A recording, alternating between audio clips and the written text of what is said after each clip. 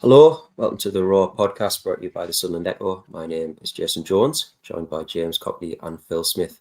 As always, feels like quite a while since we've done one of these, lads, isn't it? It's been a fair few weeks. There's been loads of stuff happening on your side, I think it's fair to say. Plenty to get through today, but we'll start, Phil, with the news of Régis Le Bris's contract extension. That was announced on, what day are we on today? Tuesday? We've lost off of the days already. So that was announced on Monday night. Do you want to just talk us through this one? What's the thinking from the club? And it feels like a real show of faith in Le Bris, doesn't it? Yeah, I think so. I think the first thing is it's a very basic level of man rewarded for doing an excellent job, I think. And rightly so, because I think not just easy to look at the fact that it ended in promotion, but I think the way Le Bris sort of got that team together and organised them and the way he managed it through the ups and downs of the seasons was so impressive. And I think there's probably a couple of aspects to this. One is that it potentially wards off any interest that might emerge early in the season if someone hit the ground running, which obviously we hope that they will. And I'm sure people will have seen L'Équipe report on that there'd been some Premier League interest in Le Bris earlier in the summer. We don't know the extent of that, but I think there's a savviness here to potentially ward that off. And the other side of this is that I think it sends a really strong signal if it does take Sunderland a little bit of time to get going this season, that Sunderland is squarely behind Le Bris. And I think this is something that I guess kind of preempts any speculation or discussion in the opening weeks of the season. So I think it's a reward, but I think it's also about clarity. I think this is our project. This is what we're doing. This is the man who we want as our head coach, and that's not going to change in the near future. So I think it's just a reflection of a club that we're slowly getting used to, that kind of has its house in order really, and is proactive with things rather than kind of waiting until it desperately needs addressing. Phil sort of alluded to it there, James, but with Le Bris, it's not just been the on-field stuff, has it? It feels as if he is very much part of a broader culture at the club at the moment. Obviously, all of the recruitment work that we talk about, all of the wonderful work that Christian Speakman's done, Florian Gasolfi coming in as well, and it feels as if Le Bris is very much folded into that, as well as being obviously head coach, the tactical side of it, the sort of broader stuff that the club is trying to represent. It feels as if he's very much emblematic of that. I think the word I would use would be alignment. He seems very aligned with Sunderland's model, its way of doing things. Obviously, that model's really starting to bear fruit now, but it's been controversial. It's been criticised openly. I think we all liked Alex Neil and Tony Mowbray while we were at Sunderland, didn't we? But they were from an era and a generation maybe when things were done a little bit different, when the manager had most, if not all, of the power when it came to recruitment, scouting networks. But it's become such a big industry, football, that it doesn't and can't really work like that. Obviously, you need input from your head coach. That's crucial to the whole operation. But Le Bris has come in, he's really embraced the way the club's set up, and there seems to be a level of trust developed between, boardroom level and coaching level as well. And I think that is really, really important. And I'm not saying that to sort of denigrate anything that Alex Neil or Tony Mowbray did, because I thought they were both excellent managers at Sunderland in their own right. But you never got that impression that they sort of saw eye to eye fully with Sunderland's board and decision makers, and sometimes that could be a good thing. Look, friction can make a fire, and it's good to have dissenting voices. I'm sure Le Bris disagrees on some things with recruiters and whatnot, and that is healthy. But it just feels like Le Bris has embraced this sort of modern European football culture in a way, and the way Sunderland have wanted to rebuild the club. And I think the most impressive thing for me about Le Bris has just been his calm nature, really. I think Phil would probably back that up. He's just never looked flustered in any press conference, no matter what's happening, no matter how many injuries, no matter how many games Sunderland drew or lost towards the end of the season. He was always the same, and just very pragmatic tactically, I think, as well. It was horses for courses, which I think really benefited Sunderland. He sort of came into it with no ego, didn't he? That famous first quote about not trying to emulate anybody. He was just trying to do the best for Sunderland, and mission accomplished, really. And I think I would like to see him given a good fist at Premier League survival. I think the level of money Sunderland are spending, it does put a little bit of pressure on, doesn't it? That you need to get off to a good start. Sunderland have spent money to try and, not just stay up, but compete long term as well. That's very much the plan. And you hope he can get off to a good start. But I'd like to see Sunderland sort of stick with him through the thin and the thick this season. I think he's a really good manager and a really good fit. I mean, it was mentioned there as well, Phil. Obviously, this report from the Keep that Sunderland had fielded some interest in Le Bris from an unnamed Premier League club. I mean, obviously, can't speculate too much on who that was. Don't know an awful lot of details about it, but it is sort of indicative of how much of an asset Le Bris is regarded as. Yeah, I think so, and I think it's one of those interesting ones where I imagine, last summer we know Sunderland were looking at a lot of different managers, and I imagine most clubs were probably looking at Le Bris going, well, he had one season of massive overperformance and then a relegation, and we're not quite sure what the true reflection of this guy is. And fair play to Sunderland in terms of they backed what they saw in that season of overperformance, and they reaped the rewards of that last season. But you can guarantee now that teams will be looking at it going, okay, he's had 3 seasons in senior management and 2 of them were outstanding. One of them was a relegation after a lot of key players had been sold. So, there's absolutely no doubt about it that other clubs will be interested in Régis. But I was asked about this earlier in the summer, and obviously there's always a bit of a concern when other clubs are interested. But I think Régis likes working here so much and is so settled in the area. As long as that maintains, I don't think there's too much to worry about. And if anything, I think the changes this summer have only strengthened his position, not put more doubt on it. I think the arrival of Florent Gassolfi, he was at pains to me when I spoke to him about this to suggest that they didn't have a major working relationship with Lorient. They worked in very different parts of the club, but clearly someone he already knew, someone whose work he admired.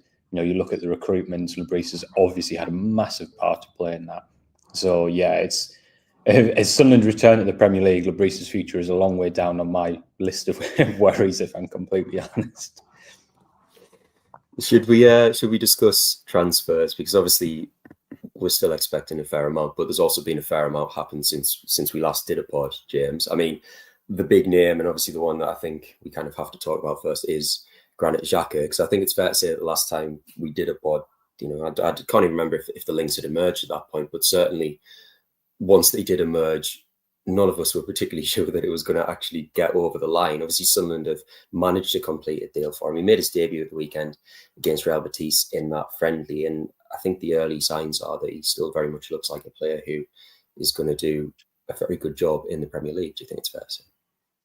Yeah, he looks good. He didn't really look like he sort of got out of first gear either. He was very comfortable on the ball. I think obviously you're going to need sort of athleticism around him as he does get that little bit older, just owing to his legs. He's played a lot of football over his career, but I think a massive coup for Sunderland to get that done. I think his leadership and experience in the Premier League is going to be really, really invaluable. I mean, Swiss international captain. I think he's played something daft like, I think it's over 120 times for Switzerland. It's really silly.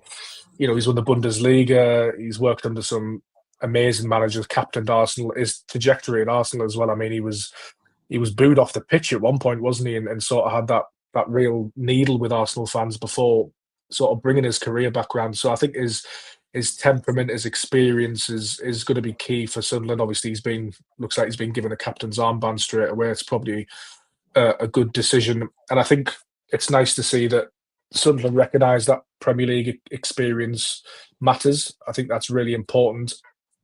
It's refreshing and encouraging as well to see that the model's maybe evolved, because it's been a bit of a myth that Sunderland don't sign any experienced players at all. We do. It's just not really been for a fee, but sometimes you do have to pay to get that top level experience and top level players in, and they've had to do that with Xhaka, but they've been prepared to do it, and I think that says a lot about how things are going to perhaps evolve a little bit. And it's just a mad thing to say, isn't it, that Granit Xhaka is now at Sunderland? I mean, it's not that long ago since we were, getting excited about players that we didn't know a lot about, but we were wondering whether they'd be able to take the next step with us, like George Dobson and Josh Scowen. No disrespect to those lads, but we've come a long way in like 5 or 6 years. It's real pinch me stuff at the moment, and I think this summer's been something we've never really experienced before in terms of the money spent. We've been in the Premier League, of course we have, and we've concluded big transfers, Asamoah Gyan, Darren Bent. But the time we've been out the Premier League, these transfer windows seem to have just gone to another level. And I think we're the 8th highest spenders in Europe at the moment, which is just like completely nuts. We finished 16th in the Championship 2 seasons ago. And, wondering where we went from Michael Beale and then an interim spell under Mike Dodds, and now we're here. It's a bit bizarre, but fun. It's a bit ridiculous, isn't it? I I sort of clocked it over the weekend because I wasn't working it, but I was at the Bet East match, and I think it was pretty much a year to the day since I moved over to the Echo. And if you told me this time last year that I'd have been sat watching Granit Xhaka and Isco line up on opposite sides at the Stadium of Light, I don't think I would have necessarily believed you. The thing with Xhaka, spare a thought for Phil, who had 2 relegations in his first 2 seasons covering the club when joining the Echo. Had to endure David Moyes and everything else that came with it. I'll tell you what, it was worth it for Isco though. My God, he's still got it, didn't he? He's the first opposition player to get an ovation from the Sunderland fans for quite a while. Actually, I always think that's the ultimate sign of a good player when the Sunderland fans give him a begrudging applause when he goes off. He is absolutely class. Watching him and Xhaka strut their stuff, that was a lot of fun. That was definitely the highlight of my pre-season so far. Yeah, he's a bit special, isn't he? He's a bit special. I mean, the Xhaka signing, Phil, obviously in terms of what he's going to bring to the squad, is huge for Sunderland. But is it also the sort of signing that, almost acts as a statement of intent, almost as a lure to other potential signings further down the line when they can go, well, this is the sort of project they're building. This is the level of ambition that they're exhibiting. Maybe that is somewhere that I wouldn't mind going and playing football. Yeah, hopefully. I think that maybe if there are that next tier of player up who are looking at someone's interest and going, I don't really fancy a relegation fight. I'm currently playing for a good European top tier team. Not quite sure I want to step down. You would think it might just make them think a little bit twice, wouldn't it, about A, the quality that Sunderland are going to have this year, and B, their prospects. So hopefully that is a huge incentive for those players. And as you say, it just changes the kind of perception. I think that can be really, really powerful as well, especially in the transfer market. But I think it's clear that even though Sunderland have spent on massive sums so far this summer, this transfer does stick out like a sore thumb in terms of the fee they have spent for a player of Xhaka's age. And James mentioned there about usually when they bring in experience, it's on a free. And Reynaldo is like the archetypical sort of example of that, isn't it? So I do still think we are seeing the model evolving, but this is very much in my eyes an exceptional transfer, if you like, where this opportunity has come up that I don't think anyone can quite believe it's happened. But I don't think someone will be spending this level of money on 32-year-olds very often in the future, if ever again, really. I think there's just a recognition here that this guy could be transformative, really. And, I think some of the touches and some of those little moments of class on Saturday, you did really kind of have to pinch yourself a little bit, I think, from where we've come in recent years. So I'm not expecting someone to sign loads and loads of players like that. But as you mentioned, hopefully, if there are any players out there who are at good European clubs who are wavering because they think, well, I kind of like the look of Sunderland and it's the Premier League, but I don't really fancy, a relegation fight. Hopefully it'll maybe just make them think, actually, maybe this is the place to be. The other man who came in last week, James, Robin Roofs, new goalkeeper, Dutch under-21 international. Like Xhaka, made his debut at the weekend, and for my money, I thought he looked pretty impressive, quite solid, very confident with the ball at his feet as well. I mean, what did you make of the early showings from him? Yeah, I think it was quite comforting, really, that the first real action that he had was to come and claim a high ball. I think it was from an opening Real Betis corner, and he just made it look easy, didn't it? And I'm a big fan of Anthony Patterson. I appreciate what he's done for Sunderland. I hope he can sort of improve and challenge and push for the number one spot. I really believe he can do that with the right coach and if he takes his game to the next level. But although he's a fantastic shot stopper, I think his command of his area and his aerial ability alongside his footwork, perhaps areas of his game which have been lacking. And I think of all the goalkeepers that Sunderland have been linked with this season, all the way back from, to Martin Bulker, who ended up going to Saudi Arabia. When the three of us have looked into the stats and watched various clips, all of these goalkeepers have possessed attributes that Anthony Patterson's perhaps lacking in. So I think credit to the club for recognising that and going out and get it. And I think, after the game, he spoke quite well. I listened to his interview with Nick Barnes, and he seems very sort of modest, very calm. So, a really good age, I think, for a goalkeeper as well. 22, he's got a lot of time to develop. Obviously, we've spent a fair chunk of money on him, but it's nothing ridiculous. And I think there are a lot of positives to the transfer. Hopefully, he can grow with the club. And, £11.5 million for a really competent goalkeeper who gets really good reviews in Europe. His stats were very, very impressive. I think it could potentially be a little bit of a snip, that a little bit of a steal to get a goalkeeper of that caliber potentially for such a, by Premier League standards, like nominal fee. I know we're all getting used to this sort of big spending, and like 10 million in the Championship, you'd be going whoa. But I think 10 million for a good goalkeeper in the Premier League, although untested, I think could be pretty shrewd business for me. I mean, he is untested, isn't he? But like you say, the stats very much back up this image of a goalkeeper who perhaps addresses some of the issues that Sunderland maybe feel they've had. I mean, I think his cross collection was something like the 98th, 99th percentile across Europe last season, which is absolutely ridiculous when you break it down. Obviously, Phil, we are expecting other signings, and perhaps the next one through the door is going to be Mark Gui, Chelsea striker. Loan expected from Stamford Bridge. I mean, again, a player who isn't particularly proven in the Premier League, but certainly did the business in Europe last season. It was 6 goals in 7 Conference League matches, and a player who is seemingly very highly thought of in West London. Yeah, of all the transfers that Sunderland have done, some of this one is by far the hardest for us to assess, because the level of information on him out there is pretty small, because that tells you that he hasn't had a huge senior career, and so it's really difficult to kind of make a judgment. You almost have to kind of back the club on this one. I think it's interesting that they're signing a young loanee. For me, that is a little bit of a reflection. There's obviously Guy who's going to come in from Chelsea and play games, otherwise he'd be going out on loan elsewhere and not Sunderland. But for me, it's a little bit of a reflection that they believe in Meander and Isidore, and that they expect us to get opportunities and to score goals this season. But yeah, it's a really interesting one, because it obviously puts a lot of pressure on this guy who hasn't got a huge track record in senior football to score goals. Watched a lot of footage of him. I think from what I have seen, fans will like him, because he runs himself into the ground. He's a big physical presence. He's a nightmare for defenders. He's constantly chasing the goalkeeper down. Good in the air. He'll definitely bring something different to Isidore and Meander. He definitely has more of a physical presence. He's definitely a bit more of a kind of a penalty box striker, if you like.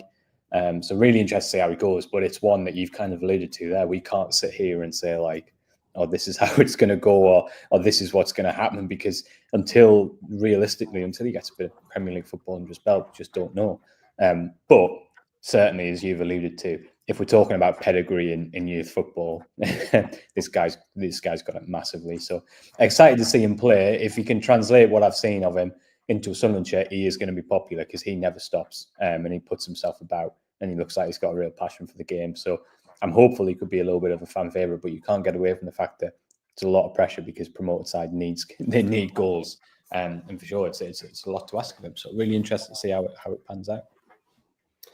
I was talking to a mate over the weekend who's a sort of avid Chelsea fan, and he was very much sort of echoing what you said there, that, you know, if it goes how it should go, he could end up being a real fan favourite for Sunderland.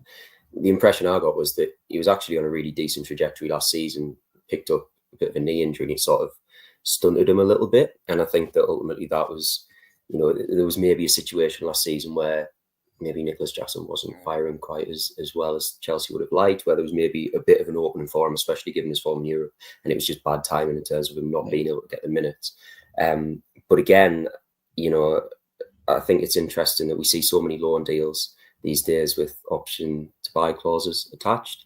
Chelsea have seemingly sort of decided against that, and I think that in itself is probably enough of an indicator that they see something in him. But it is interesting, isn't it, James, that, you know, obviously we're seeing all these expensive players come in, all these sort of really highly sought after European talents that Sunderland are pursuing. But in terms of up front, you know, maybe they will go on signing with the striker, but there is a situation where they start the season with the 3 centre forward options being Meander, Isidore and Gui. And I mean, like Phil says there, it really is an endorsement of how highly they must believe in Meander and Isidore. Yeah, I think it's just really smart to use the loan market to this end. I think, you know, Chelsea have a lot of players, a lot of them highly rated, and it makes sense. Sunderland can offer a good crowd to grow in front of. I think that's underestimated at Sunderland, that like as a young player, if you come here and perform, you're going to be loved. Sometimes it might also be a little bit tough, but that'll be really, really good experience. And if you get it right, you can end up like a mad, and it can really springboard your career. It's a great place to come and learn. I think it's interesting as well, actually, Jace, you mentioned about, you know, the parameters of the deal, that Chelsea must rate him highly, because reports have emerged today that there'll be a penalty if he doesn't play that much at Sunderland. If he's left on the bench too much, he's got to hit a certain amount of games. Otherwise, Sunderland might have to pay a little bit more money, and that would suggest that they really rate him highly and they want to see him, develop somewhere properly. He's played the Club World Cup as well. So yeah, I think it's just a sign that makes sense. But as Phil mentioned, it's hard to judge because we haven't seen loads of him. He's still very young, but I mean, yeah, as Phil said, by gosh, the pedigree is most certainly there. And I'm glad in a way. I think that the club are looking at Mayenda and Isidore with potential Premier League minutes, because I completely agree with that. I think Mayenda's the sort of player that's looked a bit raw at the start of last season whilst contributing really, really well, and maybe he's dropped off, in bits and pieces, but then came up with such crucial moments and just has those raw abilities that I think he could really, really suit the Premier League, given another couple of years developing. And I think people forget as well about how good Wilson Isidore's finishes were. Some of those goals were just absolutely ludicrous in the Championship. And when you can finish like that, I think you've always got half a chance. And I know he was sort of in and out the team come the end of the season, but it was a long, grueling season. It was his first season in English football as well, and the Championship's very hard to acclimatise to. And again, like Mayenda, he's just got those physical attributes where you just think he's got half a chance. His intelligence as well, the way he moves, his pace. I just think both of them have got tools to compete in the Premier League. If they can improve other bits of their area, I would love to see Wilson Isidore be able to maybe hold the ball up a little bit better. Mayenda as well, if he could be, a bit more involved in the build-up play. But I think going into the new season with those three as options, I think is quite a positive place to be should the deal get over the line. So we're now in a position where there's just over 3 weeks or something left in the transfer market. I mean, we are still expecting Sunderland to be active, Phil. I mean, where in particular would you like to see them strengthen? Are there any positions that you think they will be looking at strengthening? Yeah, I mean, centre back's the very obvious one, isn't it? Where there's a real pressing need to get somebody in before the start of the season. Really, have been super impressed with Jensen Seal at different times in pre-season. I think he's clearly progressed a lot in a short space of time. But I know there's interest in taking him on loan, and naturally for someone a little bit similar to Niall Huggins, actually, naturally for someone who's been injured for so long, there have been kind of peaks and troughs in pre-season. And that's absolutely fine. That's all part of the process. But, the Premier League is such a demanding league. And I just feel like he's a player who needs a season of regular football and then a decision can be made. So I have liked the look of him, but I really do feel like something needs to strengthen in that position before the start of the season. The only other one for me where at the moment I have a bit of a concern is out wide, because obviously Adingra is the only kind of fit left winger. There's no sign of Romain Mundle returning anytime soon. Adingra will go to the African Cup of Nations. Shamsdeen Talbi is getting better and better, which is good, but he is very, very inexperienced. Of all Sunderland signings, he has played, apart from Guiu when he comes in, he's played the least senior football. So I think it's a big ask. And the fact that Paddy Roberts has had so few minutes in pre-season suggests that maybe at this stage he's not prominent in Le Bris's plans, which I think is a little bit harsh, but also kind of is what it is. So if that's the case, then I really do think Sunderland needs someone who can, ideally play off both flanks, because we're talking about a 38-game season where there'll be injuries and dips in form. And so those are the two positions for me that right now I really want to see Sunderland do a bit more work in. What about you, James? Is there anywhere else? I mean, full-back cover seems to be something that dogs Sunderland. Obviously, Niall Huggins is back and has played quite a prominent role in pre-season. Do you think he will be the one who potentially deputises for Trachea in the season? I think it's possible. I really, really like Niall Huggins, and I can sort of envisage a world in which he's a little bit of a wild card if he can stay fit. I think there will be some minutes there for him. I genuinely think that if he had a run, then he could be a potential Premier League fullback. I really think he's that good. He's just been, dogged by these long-term injuries, which have spoiled any hint of a run in the Sunderland side. But when he did briefly break into the Sunderland side, he scored a fantastic goal against Coventry. And around that time, everybody was saying, he's the best fullback at the club, which is it's some praise in the Championship when you had a really, well-performing Dennis Serkin and Trey Hume. I think, at centre-back, we're all getting excited about these, multi-million-pound signings and how they're going to look, and will Talbi adapt, and how good is Adingra going to be. And will this lad on loan from Chelsea contribute? But and with the goalkeeper coming in as well and addressing maybe some of the shortfalls that Anthony Patterson has. But I mean, that central defensive position does look really, really light at the moment. I think Dan Ballard is absolutely somebody who can step up to the Premier League. I think he would have possibly had a move away from Sunderland to the Premier League if he hadn't had his own injury issues at some point. I think that's one that could have happened. But he sort of got injuries at key times, didn't he? Jensen Seelt, as Phil says, I like, but he barely played in the Championship. Both Ballard and Seelt have injury issues, so you can't hang your hat on them. So I think you've got to have top level competition in there come the end of the season, and all the come the beginning of the season, and all the signs would point towards Sunderland aiming for that. I think the sort of targeting a different profile to what we're used to in terms of the Chris Mephams of this world. They seem to want to go more athletic, more powerful, more pacey. Somebody with like real top level European experience, but it is hugely important that we get that over the line at some point soon, isn't it? Because I thought Ronaldo was decent at centre back against Real Betis, but I'm not sure he's really intended as a long-term option there at the moment. Maybe that'll change, I don't know, but just his height and his lack of physicality in that position long-term, I think would suggest that Sunderland need to strengthen. So I think that's definitely the key position for me to watch going forward. Obviously, we're talking about plenty of incomings, but we are also expecting a fair few outgoings as well. I mean, there are some really obvious candidates, in the squad when we look at the likes of, we would assume someone like a Naz Rusin, for instance, or other players who were perhaps out on loan last season who maybe don't have long-term futures at the club. But there are also some sort of interesting potential candidates who were really prominent in the first team last season, James. We've alluded to the fact that Anthony Patterson isn't probably going to start the season as Sunderland's number one through a combination of injury and new signings. Obviously, Patrick Roberts hasn't had many minutes in pre-season. Dan Neil is another one who obviously was such a linchpin in the side last term, but who hasn't necessarily played as many minutes as some might have expected. I mean, where do you think the futures of those sort of players lie at the present moment in time? Yeah, it's really tough because Phil mentioned that he's been surprised by the sort of exclusion of Patrick Roberts and Dan Neil, and you have an affinity to these players for what they've done at the club, don't you? And you want to see them step up and help Sunderland thrive in the Premier League. Dan Neil, I find a weird one because obviously Sunderland have signed heavily in midfield, but he's been linked with Premier League moves for the past sort of 3 or 4 windows now. So I genuinely think he can be a Premier League player. It makes me a little sad that others don't. I think he's got all the talent. Patrick Roberts, I think history would suggest at Sunderland that when he's got better players around him, he tends to play better. I'm very sentimental towards these players because they've been here a long time and they've done well for us. And I find it just hard on a human level when they're sort of cast aside. That saying, sometimes you do have to be brutal in football. I'm not sure I would be as brutal as that if it was my call. But there, I wouldn't really be worried about the Roberts and Dan Neils, really. Like, there's still a lot of players at the club that probably need to leave before that, like, Rusin, off the top of my head. Abdullah Bar hasn't gone yet, has he? I don't think Timothy Pembele has gone.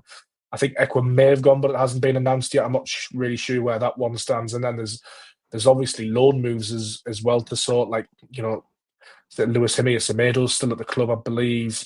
So there's still a lot really to do, isn't there, in terms of outgoings before I would even consider letting Roberts or Dan Neil, someone like that, go. Just simply because as well, you need a squad of players.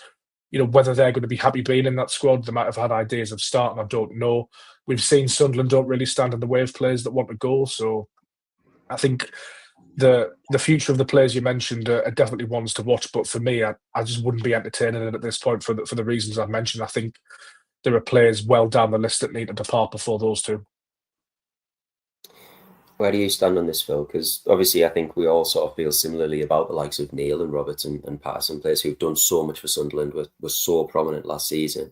But I appreciate with Patterson there is an injury there as well. But, they haven't really had much of a look in this pre-season, have they?